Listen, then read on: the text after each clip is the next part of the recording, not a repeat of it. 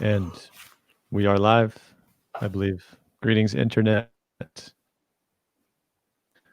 This is of the Masculine podcast.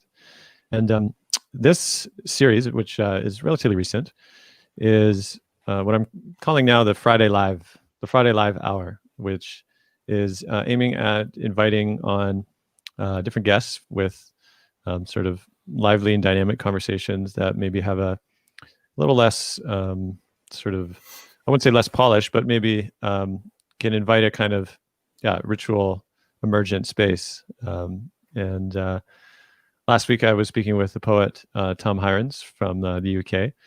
And this week I'm delighted to be joined by Simon Yugler, who is hailing from Portland, I believe, in this moment. Yes, indeed. Yeah, welcome.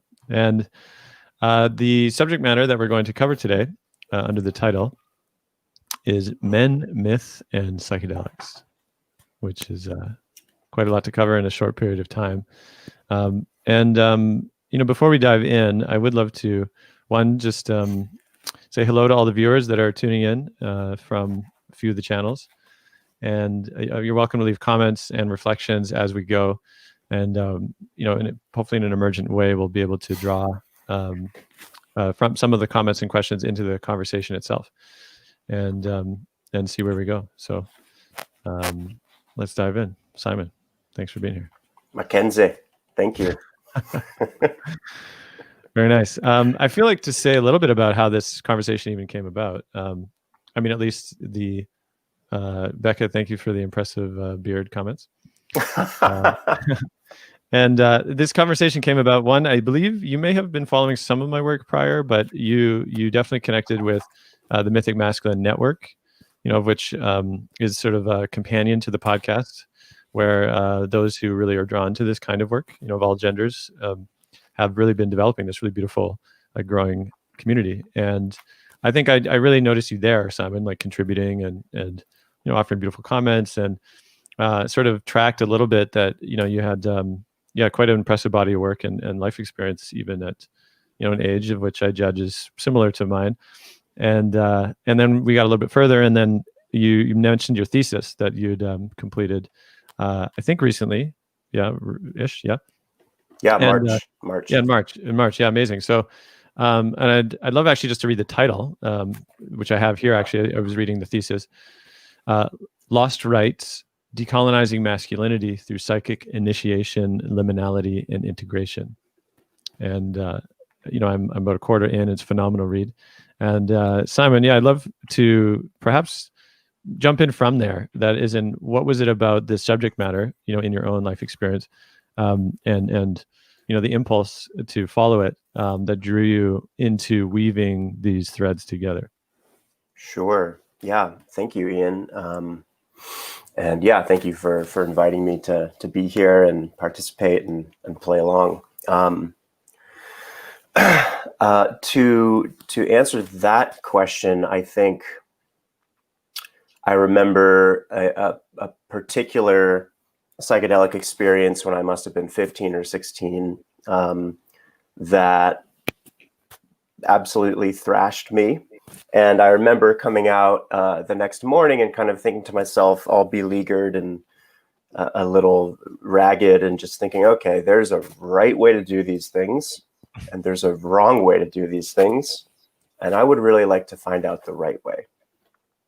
And I think from there, as a young teenager, kind of growing up in the West Coast, sort of in the shadow of the counterculture, I guess, I discovered people like Terence McKenna and all sorts of other psychedelic thinkers and luminaries. And I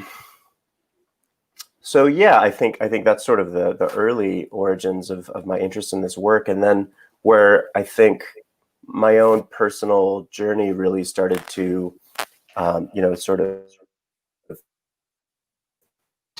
form and really put me on a sort of a life path was when I was given a grant through the University of Vermont, which is my undergrad, to go to Aboriginal Australia for a summer and live in an Aboriginal community and do ethnographic field work as a young 20-year-old anthropologist who had no sort of conception of indigenous lifeways or worldviews beyond what I've read in books.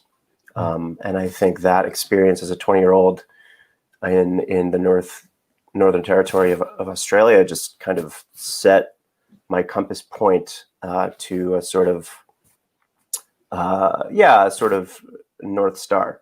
And I think coming out of college, continuing to have experiences like that, learning from Indigenous peoples was kind of my priority and passion. So that took me to the Middle East and to a handful of African countries, and eventually to South America and the Peruvian Amazon and the Andes, and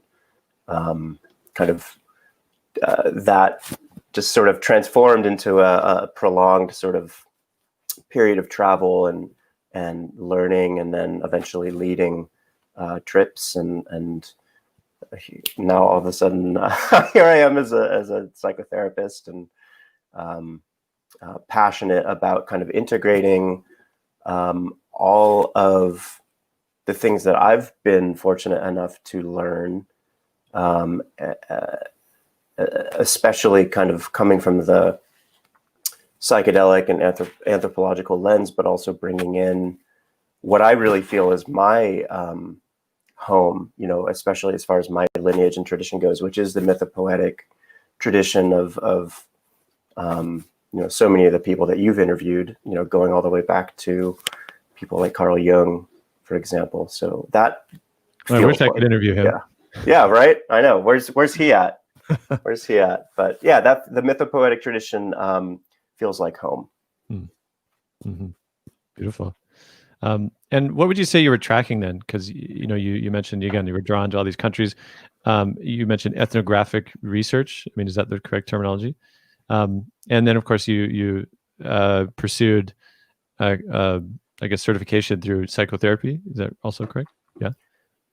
Yeah, I got a master's in depth psychotherapy from a school down in Santa Barbara called Pacifica Graduate Institute. It's kind of I would say one of the last bastions of kind of Jungian and mythopoetic psychology. So for me, when these subjects and these themes come up, if I'm just tracking, I think like the cultural moment, and just a heads up too, just to watch the mic on your shirt there. Thanks. Yeah, no worries.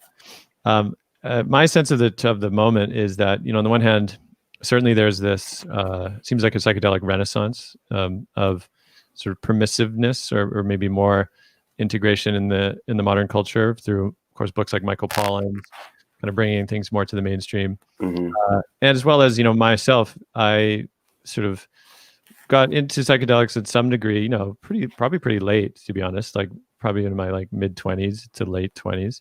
And then, of course, around that time, I was also encountering festival culture like Burning Man. And, my first festival was actually Burning Man, which is like going right to the mothership. Oh, man.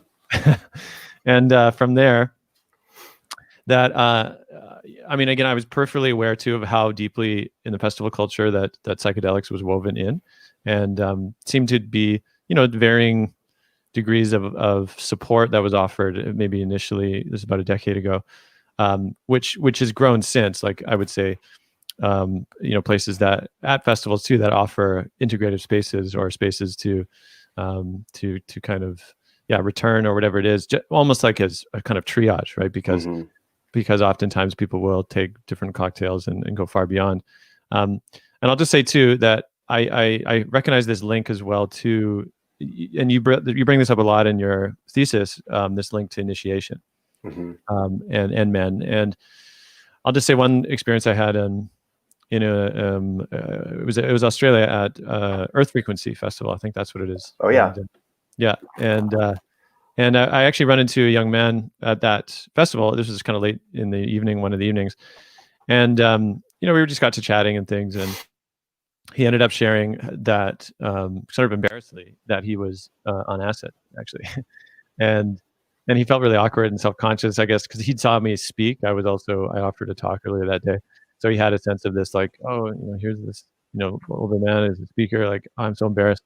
And my reaction though was pretty, I was like, cool, but from this place of not like, yeah, that's cool. He's younger. I think he probably was early 20s, but he was really lost. It felt like, he had friends, but he didn't really have a sense. Like, I think it was his first time. It just felt very new and confusing to him, right? And I kind of explained to him. Hopefully, he was able to receive. I think that it was like, wouldn't it be grand if there were those that could actually walk you through this and provide you with a sense of what the territory is, and follow along with you, and all the ways in which is sort of a mature relationship to these altered states, and then certainly, of course, afterwards to integrate, in fact, what was learned, because it feels like that's such an absent thing. So I just share that a little bit to have this sense of, largely the culture seems to be still in this state of trying to understand what that means, to be able to integrate these altered states. And then, of course, there's the I don't know if I'd call it a crisis of masculinity per se, because again, it's kind of like that can mean a lot of things. But you do touch on your essay, and maybe you could set the stage here on, what is it about this moment as well with men and with masculinity, and what they seem to be suffering with largely, right? I mean, you mentioned things like depression and other things, and maybe you could say that, like, what do you encounter with men over and over, that there's this deep kind of missingness, and how could psychedelic initiation be a response to that? Absolutely, yeah. Well, that's essentially the kind of the guiding question of what I spent, the past year, I guess, last year, reading and writing about. There's a psychotherapist named Terrence Real who wrote a book back in the 90s called "I Don't Want to Talk About It," which are you familiar with that book? I think I heard the title. Yeah. It's a really well-written book. He talks about a phenomenon that he kind of coins as covert depression. And interestingly enough, James Hollis, who's a Jungian analyst and incredible scholar in kind of the depth psychological world, wrote a book a few years earlier called Under Saturn's Shadow, which is sort of a depth psychological take on men's wounding and the problems of masculinity. So, I mean, I think, I could talk for a long time about all the sort of statistics, but they essentially range everywhere from higher suicide rates to higher violence to lower life expectancy, all kinds of things, especially in the developed world, which is really strange, or the first world, if we're going to call it that, right? It's almost worse. Men in places like the US, Canada, Great Britain, Australia, seem to be suffering more of these sort of epidemics of the soul. And I think what I sought out to talk about and sort of flesh out in that thesis was, I have a belief, that so much of the reason that men are suffering so much is because there are no longer any initiation rites that bring people to a place of encountering their deep selves. And if people are never essentially confronted with the deep, the deepest part of themselves, with their soul, if we're going to call it that, then they're really going to live their whole life not knowing who they are. And, Jung even writes about that in his autobiography, about how everything else in life, the job, the security, even kind of external things like, family, whatever it is, are all sort of secondary to the core meaning of your life. And if you're living from a place of a vacuum of meaning, your suffering is not going to have any meaning either.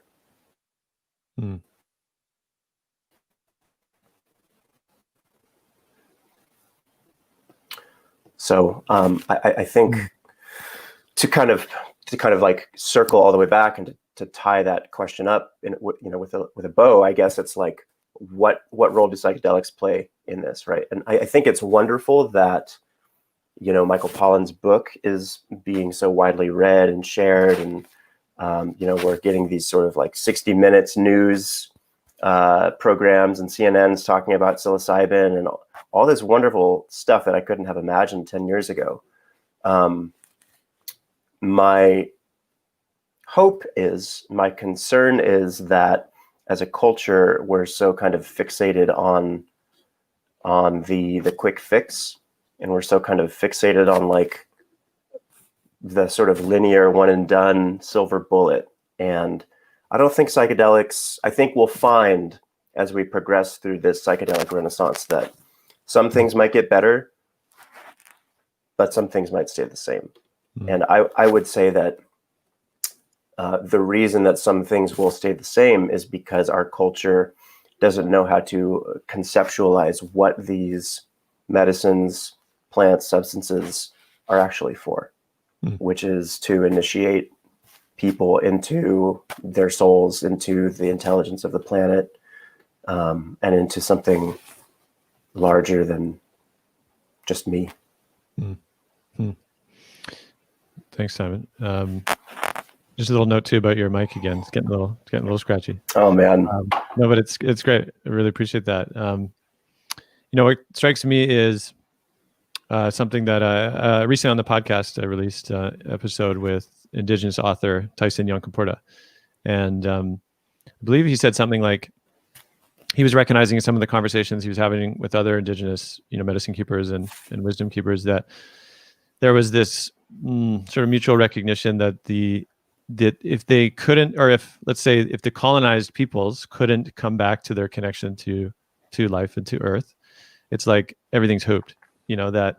That it's sort of it's a necessary reconnection that needs to be made, and because in the sense, in the absence of that, then we have all the symptoms, right? The symptoms of commodification, of fragmentation. And I think these things you mentioned with men as well, like, so often I think the symptoms are demonized, whether it is depression or purposelessness. And there's a kind of, I don't know, like not seeing within the wider context. And I would actually make the case too, that my understanding of the function of initiation, not necessarily with psychedelics, but with any kind of culturally held practice in this regard, is actually to kind of like consciously or intentionally traumatize someone. Intentionally traumatize, and by that meaning to have an encounter which fundamentally sort of like does not fit within their ego structures, right? And in fact is aimed at, in some ways, dissolving or dismantling their ego structures, but then to reconstruct it at a different orientation, right? And I like that you said this connection to life, that in some sense it's this, my understanding is this, the opening now becomes, like maybe this is it. Depression, from my understanding, and drawing from one of my main teachers, Stephen Jenkinson, has said, that depression and self-aggrandizement are sort of two sides of the same coin. That on both stories, I'm the center of the universe and I'm nobody, both actually keep you at the center of the story, right? Which is actually kind of hard to tell, and it often isn't quite recognized that way. But the antidote to that, I understand, or I see, is this opening to a bigger story, right? And then I think from that place, there's this sense of being able to say, "Oh, I'm not nobody, I'm somebody, but I'm connected to something much grander, and it doesn't mean I'm less than."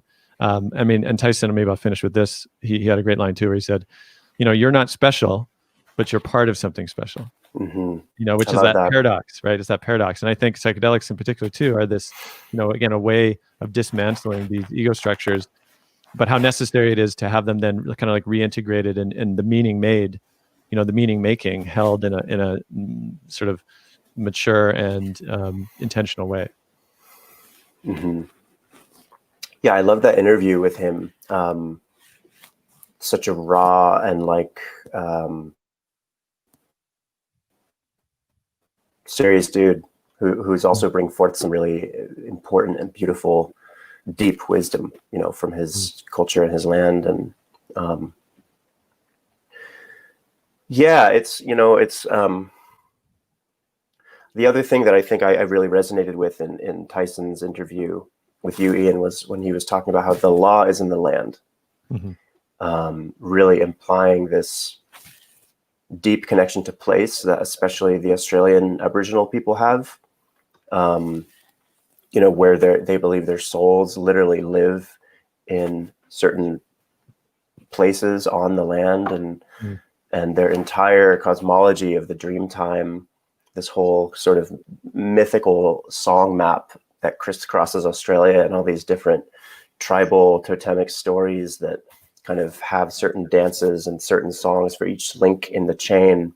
It is one of the most kind of intricate and exquisite and beautiful ways that I've ever seen of a people connecting to their place. In my slim understanding of the meaning of that culture, but yeah, I think what you're asking about, kind of this larger connection, right? That's essentially where I kind of where my own research took me, which was integration work, because I think Martin Shaw talks about how as a culture, we're really great at separating from the known. We're really great at leaving our home. We're really great at like pulling up stakes and, leaving lovers and family and country and job and all that and just going. And I would even say that we're good at the liminal. We're good at kind of being in a sort of, crazy, what's going on, Grateful Dead, psychedelic meltdown kind of thing, right? But what we're not good at is coming back from that. And what we're not good at is returning to some kind of healthy, coherent reality or community or village, right? So that's why, my own research kind of brought me to a place of understanding that what we actually need the most help with as a culture, right, is the return, which, if we're talking about it from a sort of psychedelic therapy lens, is the integration process. Thanks for that. A little note again about your mic, just to be aware. Okay. All good. All good. And I really appreciate that. I mean, I wonder too, I would love to dive into now how you've been applying both myth and an archetypal lens to this understanding, I think, right, is a big piece of what you do. But maybe to touch on first, though, you do speak about this conception of the shadow, right? That the relationship between, maybe, and I'll interpret, maybe my understanding is that, when a culture no longer practices rites of passage, that like the ego structures essentially sort of, don't get properly dismantled. And I think it was, I don't think it was Michael Meade quote, but I think he's used it, which is this idea of something like, if you don't initiate the men or the boys, they'll burn down the village to feel the warmth, right? Something like that, right? And that, I think, speaks to that like the shadow itself is actually longing, I think, for integration from that understanding, but without the proper ways to do it, they get expressed as a lot of self-destructive behavior, violence, and depression. And so I'm curious. I really liked how you spoke about this in your thesis. It's like the possibility that psychedelics can, provoke or invite an encounter with shadow, or with one's own shadow, and even like the collective shadow.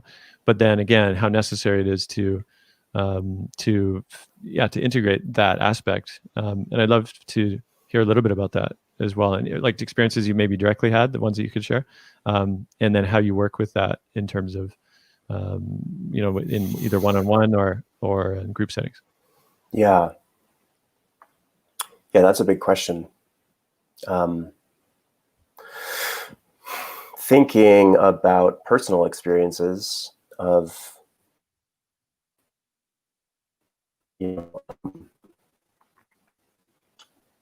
what I could conceive of as like sort of shadow in a psychedelic experience. I mean, what what immediately comes to mind is I spent about 6 weeks in the Peruvian Amazon with a family of Shipibo healers, and 2 brothers and grandpa and their wives and their children, and about 9 other sort of Western pasajeros, as they're called. And so over those 6 weeks, you know, we drank ayahuasca every other night, along with a whole bunch of other purgative plants and vapor baths and all kinds of things. And one of the ceremonies, I wanted to connect with the feminine, and I really wanted to connect with just kind of, I think it was my mom's birthday that day, and I wanted to kind of connect with this archetypal feminine presence. And I think the first half of that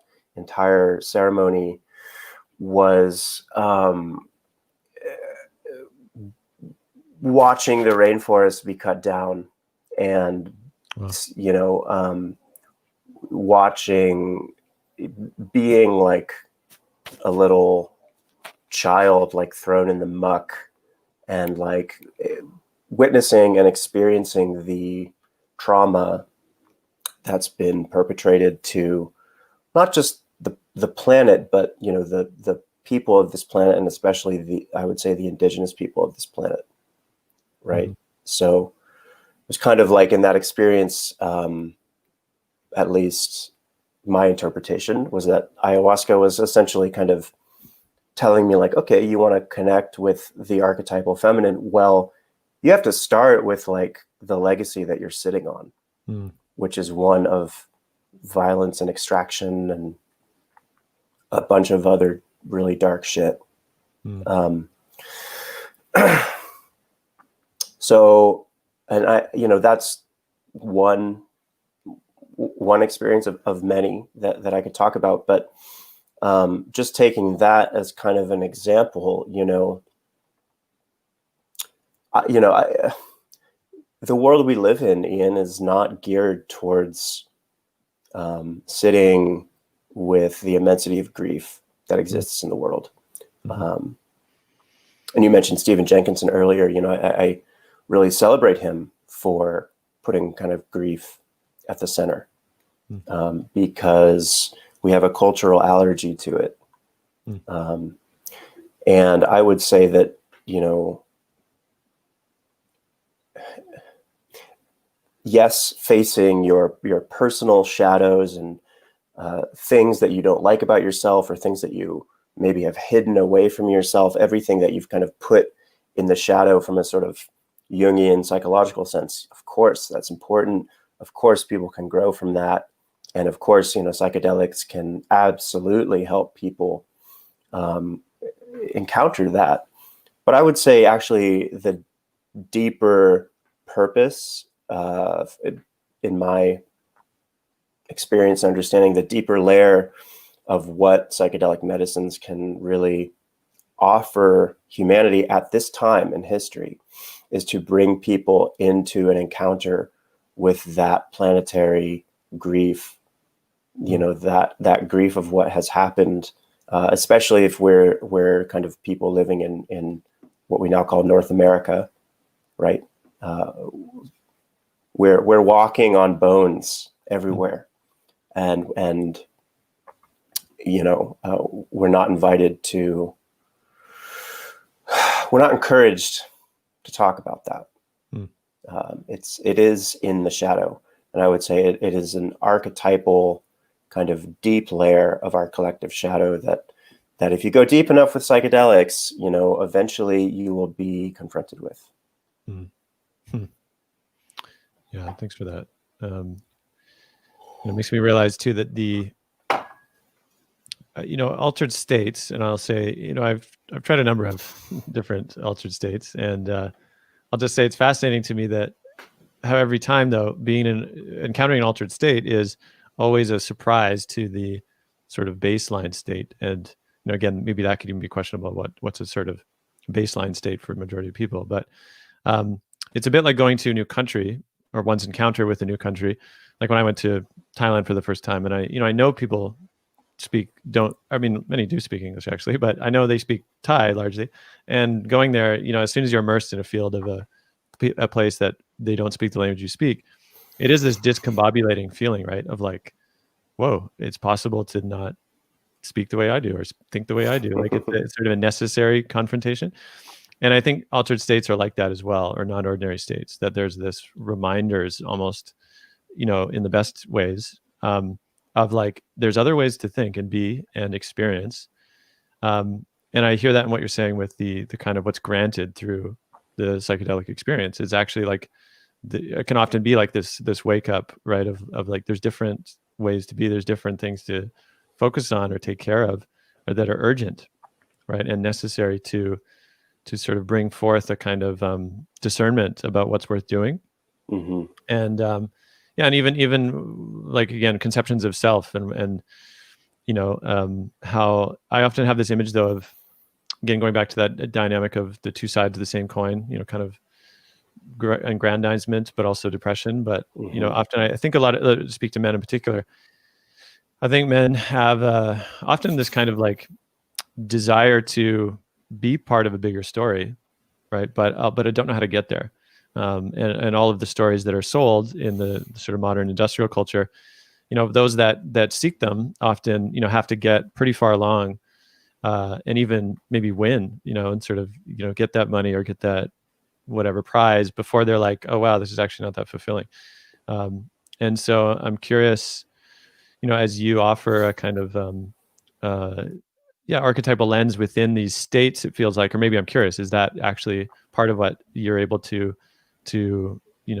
give in terms of navigating these states, to bring forth different either mythologies or an archetypal lens, that is one's able to like encounter, or you know what I mean? Like, is that how this lens has been useful to you, or to these practices you've been able to offer others?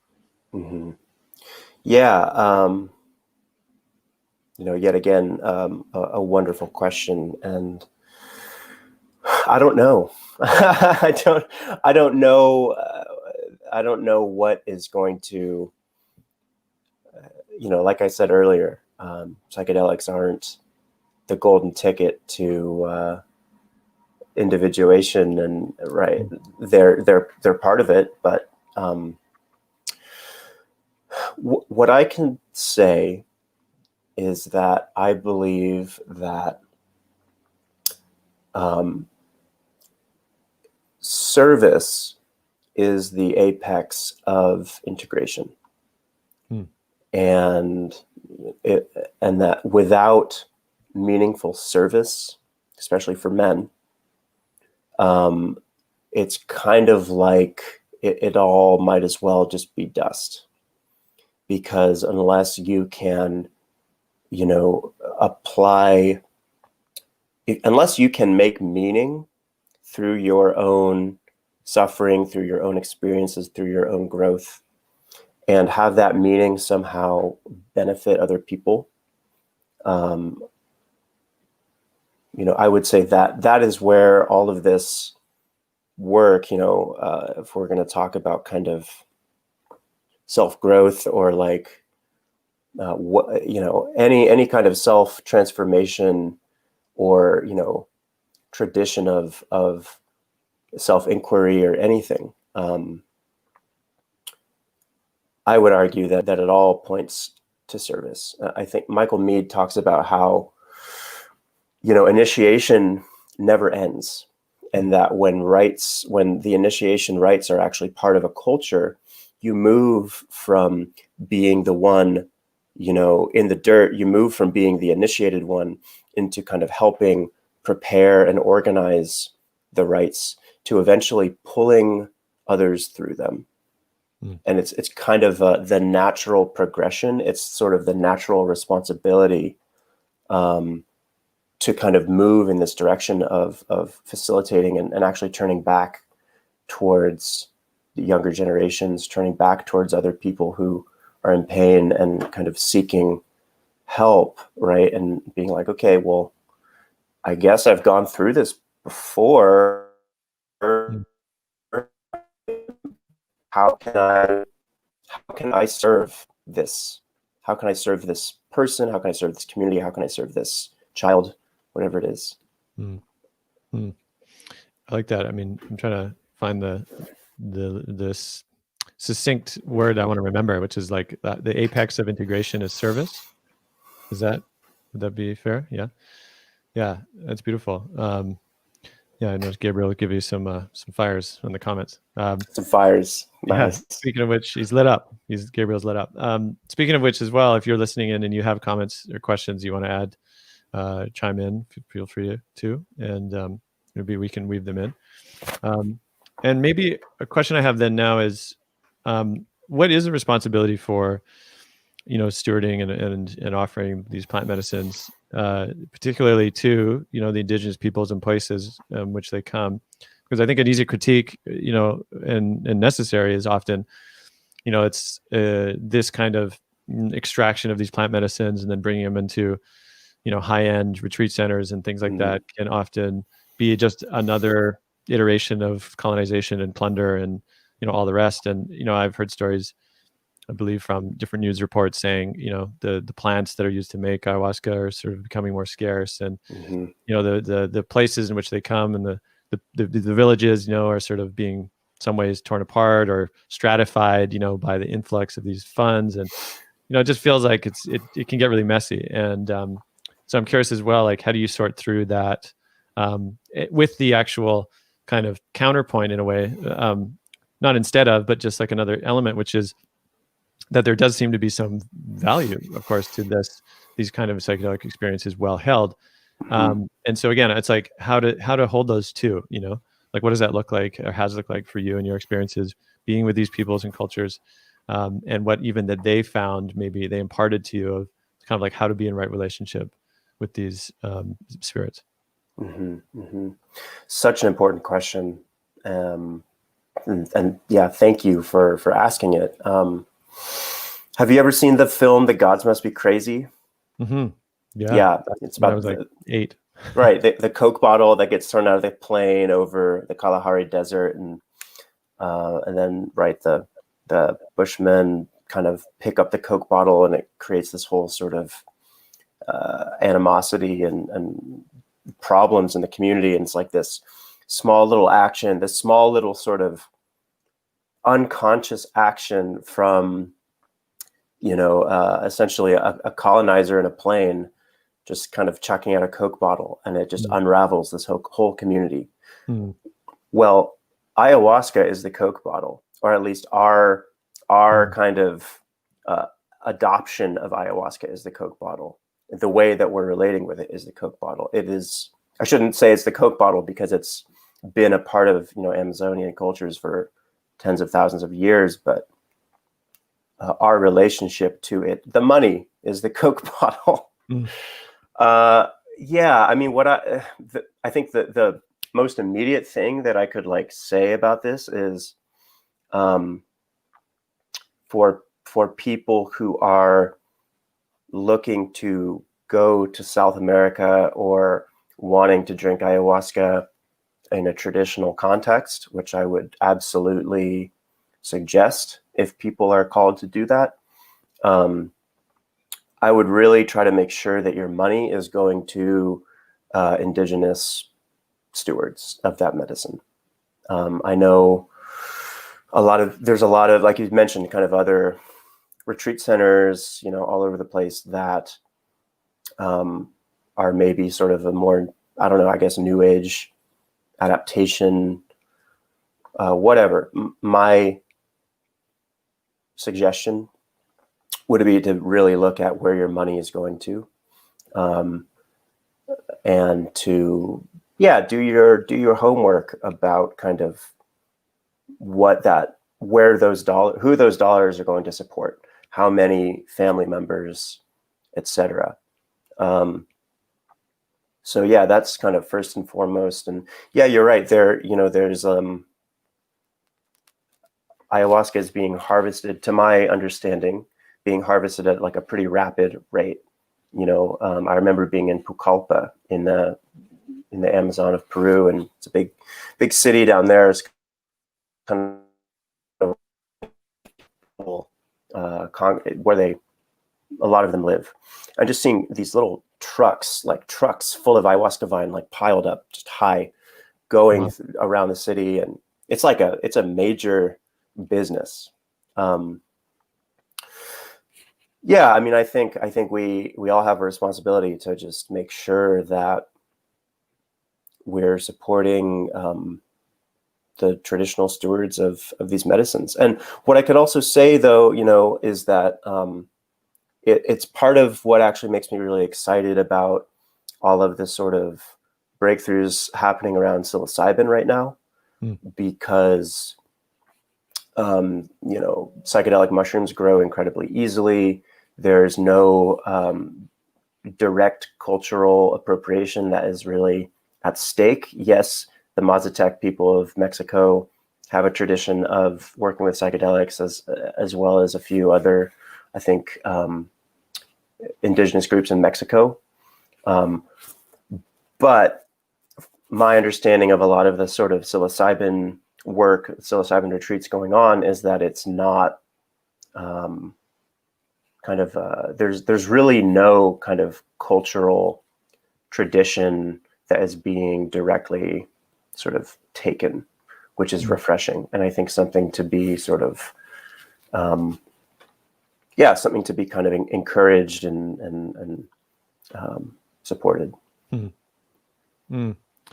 Yeah, that is interesting, because it makes me think that if we're talking about North America, that my understanding, right, the ayahuasca plant, or I believe it's two plants that make up ayahuasca, right? It would make sense to me as the spirit of that particular place, that would be a connection to that land, right? That's because that's where it grows. Whereas, like you mentioned as well, like psilocybin grows in many places, northern locales, and in some ways it makes more sense that would be a way in to connect with place, from a spirit that actually grows there. And also I hear that there's this sense that maybe even kind of culturally more accessible in some sense, that there's not like an existing template, let's say, maybe to the extent certainly that Aya has been held by these peoples in a very beautiful and sacred way. And that leads to my question too around, the backdrop to all this too feels like I'm thinking again something Tyson Caperta said in the interview, but he said, I don't know if he specifically spoke to whiteness or maybe modernity, but he was saying that, it's not a culture, it's an economy.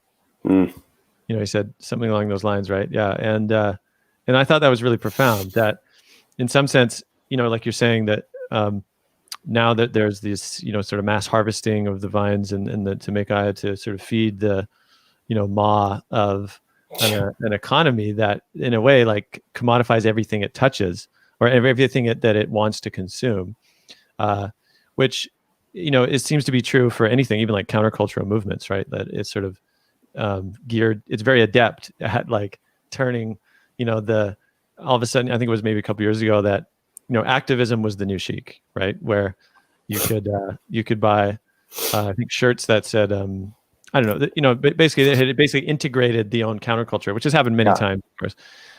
So it's interesting to try to sort through that, because, I'll just highlight that my experience now participating in what I understand to be a sort of rite of passage, without trying to bring forth any bells and whistles or anything, any grand ideas about it, through a teacher of mine, that properly understood, they are like village making events, right? Like that to me has become really clear, in the sense that even participating in something that's like a weekend, or even like multiple weekends or something, oftentimes you might do it within a sort of practice community. I understand, right? There's often a beloved community that can grow around these plant ceremonies. But ultimately it's sort of like alternate to one's own life, right? And one's own daily life, or who one lives with or around. And it seems to be a truism, or at least my understanding, that again, these rites of passage things, on the one hand, they make human beings, but they also conjure village to do it. And there's like a brilliant intelligence to that, that they like require each other. And it's like, which comes first, in some ways. And that's a question I have too, that, because we seem to be in a bridge moment, a bridge from a lot of forgotten ways within, depending on the cultures you're speaking to, that there's this need to almost, kickstart the memories, the ancestral memories of other cultures, to then bring them forth now. And they look different as well. That, that's also a truism. I think that, rituals for Indigenous peoples, they don't stay the same. They may look similar to an outsider, but that they seem to have a certain adeptness of, what's true in the relationship to place and to the beings that show up. That the nuance there is very subtle, but also profound. Anyway, and I wonder what stirs in you when I say that. Yeah, so much. What immediately comes up is again thinking to a story that Michael Meade I've heard tell before of I think he's watching.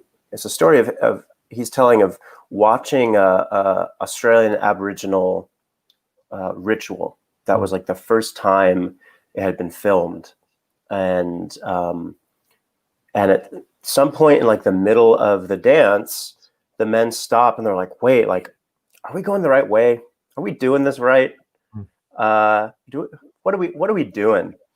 And I love that. I've heard him tell that story a handful of times, and it's such a useful story, because it's like, look, even if these people are doing this dance that is literally like tens of thousands of years old, and they're still asking themselves, are we doing this the right way?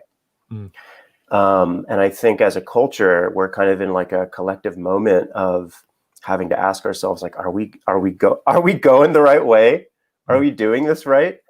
And I think there's various answers depending on sort of what spectrum of the culture you identify with. But yeah, I think the other thing that you said, Ian, that really sticks out for me is, I think you said something to the effect of, these medicines are kickstarting some sort of ancestral memory. And I really love that idea. And, going back to psilocybin and what we were talking about a minute ago, I would venture to guess that people of Northern and Western European ancestry, of which we both share, right? Our ancestors consumed psychedelic mushrooms, right? And that the ancestors of many, many people have a tradition of, encountering plant teachers, plant medicines, and that, it may just be that at this kind of critical moment on our planet, it seems that kind of every week there's a new headline about how much less time we have as a civilization and as a planet to sort of get it together, right? How interesting that these plants, these medicines are starting to become legal, starting to become clinically bona fide as like legitimate sources of healing, right? How interesting that these plants that I think we as human beings have consumed for tens of thousands of years are all of a sudden kind of percolating up to the top of the cultural soup at this moment when we really, really need to be stopping and saying, are we going the right way? Yeah, you made me think of a story, and again, I heard it somewhere, and I think it's true. I want it to be true if it isn't. But it's apparently around the first time acid was synthesized. And again, you can correct me maybe, but I read it something like it happened within a year or so with the first atomic bomb testings. Yeah, something like that. I think it was 1944. Yeah. And that to me, that's very compelling. When one thinks that the spirit has their own sense of urgency or necessity, or that life itself would have the capacity to recognize, like, this human animal is starting to mess with things that I don't or life doesn't think it maybe is a good idea. So how do we interrupt in a different kind of altered state in order to wake up and to shake up that sort of suicidal path? And so to have acid sound like bloop, here it is. And of course the impact on the culture at large was significant. And, in some ways we're still in the wake of that. I do think that I talked to other, ex-hippies and those that were around in the 60s. And, a lot of them tend to have what I would call a kind of lamentable, take on things where maybe, or maybe even straight cynical. And I sort of like, we didn't do it. And we were sort of naive and all these things. And in some sense, I see there's a bit of a kind of elder or like older years, looking back perspective, but also I would say a lot of unannounced heartbreak, that they didn't go in the way that, maybe they had wanted or really been put themselves to. And I think it was Hunter S. Thompson in Fear and Loathing in Las Vegas. He has one line in the book I read years ago, but I can always remember this one line. It was so unbelievably on the mark, I think, which is if you read the book, he says something like, he's speaking back to a moment. I think this is pre when it started to go dark, but he was saying that, he drove out over the Bay Bridge or the San Francisco Bridge, out into the desert and like looking across. And he says something like, and as he like looked across the horizon or to the horizon, you could see something like where the watermark, or the wave hit the wall and like broke and rolled back into the sea. Yeah. Or the great magnet, I think, is what he refers to that passage as. And I agree. I think that passage is the crux of the entire meaning of Fear and Loathing in Las Vegas is that exact story of talking about where he could see the wave where it crested and then rolled back. Yeah, man. And you can hear even the heartbreak in that too, right? The sense that, but I thought we could reach. I thought we could reach. I thought we could, and then back down. And in some ways, though, I see it now, recognizing what's happened since as a spiral. That things that were encountered and sort of blossomed through this invitation to altered states through that era.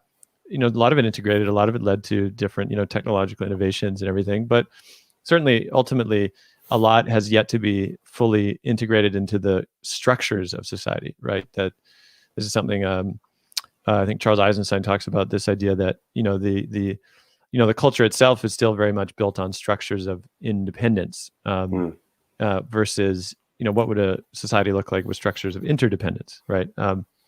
And so we're sort of in that moment still, like how do we crystallize that understanding into the structures of culture so they like reinforce instead of generate an amnesia, which is generally what happens, right? When you have an altered state, you come back, you might think you're different, right? And then generally, a few days, weeks pass, and then you start to wonder, did anything happen?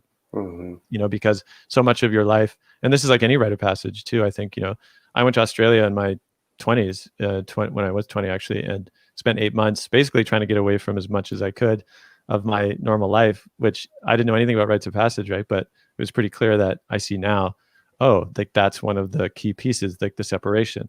And then through my encounters there, ultimately, I found, wherever you go, there you are. And ultimately I was like, damn it, I can't escape myself. I'm still here. Yeah. And then came back. And of course, at that point, it was like 8 months or 9 months. And basically everybody was doing the same things, and was like, how was it? And nobody really wanted to know. And again, that's the heartbreak too, for one that comes back from something that was deeply meaningful to them. And the integration, it just doesn't know how to be held. It's just such a not even on the radar, right? For most people, like how to actually welcome someone back. I think I got a tattoo after that, but with the need to like mark, right, that something had happened and something was different. So yeah, I appreciate it all, that we've covered here. And I wonder, we got a few minutes left. What's left for you? I mean, I know the thesis is broad and a lot of things, and I'd love for it to be found somewhere online at some point in the future, if you're open to it, so others can experience it. But I wonder, what would you like to sort of end with, as we close our conversation today? What would I like to end? Hmm. That's an interesting question. I mean, I think the very experience and concept of endings in themselves are kind of a potent medicine that we're kind of being forced to take right now as a culture. Mm. And I think, at least for me, everywhere I look, I kind of see things ending in my own life, the lives of people I know. It kind of just seems like, what's that tarot card, the Tower? It's like Tower card all the way down. And I mean, It's I think burning. it's things are burning down, and I think if there's just whoever's tuning in or whoever watches this in the future, right? Like, just to acknowledge this moment that we're in, which is a moment of endings. And I think as a culture, we don't have a lot of training. We don't have a lot of experience for death and for ending. And yeah, some people have actually talked about psychedelics as practicing death. And I don't really know where to go from there, but just to kind of acknowledge the difficulty, right, that so many people are experiencing. And if you happen to be going through something difficult right now, whoever you are, wherever you are, like, you're not alone in this. And what we're going through is a collective archetypal moment of loss. Yeah, thanks, Simon. You know, you speak to endings, and what I hear too is the etiquette of endings. You know, that they require a certain etiquette, ritually speaking, often. And Martin Shaw, you know, I think of again, where he spoke in the interview we did for the podcast. He spoke to encountering the goddess of limit. Yes. Yeah, and you know, even that. Imagine that was an understanding that to encounter a limitation or an ending, you know, too often to the modern culture, it's seen as a what the word is, like a loss, or something that shouldn't be, right? A failure. Yeah, it's a failure. It's something that shouldn't be. It's like there's a grievance that often generates, right? Because it's like, what do you mean? Like, we should be able to do whatever we want, right? And that goes all the way, of course, to death. And now you're in the sort of transhumanist camp, which, you know, mythologically goes all the way back to Gilgamesh. You know, we talk about some of the old stories. He's not going to die. I'm going to get him back. Yeah. It's all right there when one has the capacity to track that. And so, you know, to see, there's a tremendous, I think, maturity as well as a capacity to see a different kind of story, if one sense or understands limit and endings as actually a visitation by a goddess, right, rather than something to be in grievance about and to be at war with, right, or to be in opposition with.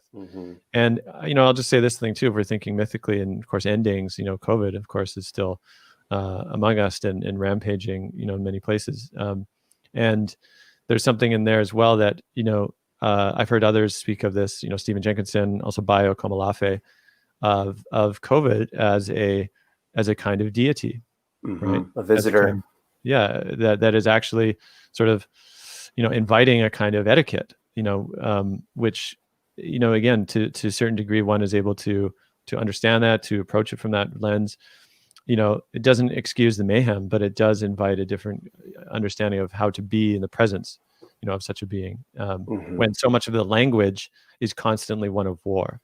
Yeah. Right. We're at war. I mean, it's everywhere. If you look certainly in the mainstream. And again, I question that as well, right? Like, what happens when we have a narrative of war against life, right? That's, again, it's the same iteration of, you know, death and endings, and the rest are something that shouldn't be. It's a flaw, you know, and it's something to conquer. So, and there's real consequence to that, of course, which is that, you know, generally the rest of life is at the expense the human desire to, quote, live forever. And that's what we're seeing with the shadow, of course, in the biosphere, buckling and the rest. So yeah, it's all, every layer seems to show up, it seems, right, when we kind of pull on any thread. And yeah, I just want to say thanks so much, Simon, for the time. We've put your website there at the bottom, Depth Medicine. And do you want to just share just a little bit on what you also offer through your site? Sure. Yeah. Yeah. Thanks so much, Ian. Yeah, let's see. I offer writing. I have some blog posts up there that are kind of along the lines of what we've been talking about today. Yeah, I'm a psychedelic integration coach for people who are looking to kind of explore, some of the themes and threads that Ian and I have been talking about today in your own life, and also offer, depth psychological coaching for folks who live kind of dispersed wherever you are. I'm a psychotherapist for people who live in Oregon. And yeah, I'm currently running a psychedelic integration course that we're kind of midway through right now. And I hope to offer that again soon, kind of in the coming months. And it's essentially kind of a mythopoetic, decolonial take on the integration process. Essentially, a lot of what we've been exploring and playing with today. So, yeah. Beautiful. Okay. Well, yeah, once again, thank you, Simon. Thanks to everybody who showed up and commented on the live stream. And if you enjoyed what you heard, please take a moment to share it, on your threads and send it to people, or tag people that you think could benefit from hearing this. And also, this is the Friday Live Hour, which is a live stream sort of complement to the full podcast, which I do, called The Mythic Masculine, which you can find there on themythicmasculine.com, as well as, on your favorite little podcast listener. You can probably find it there if you search Spotify, Apple, any of those. And again, yeah, thank you, Simon. Real pleasure. And onward we go. Thank you, Ian.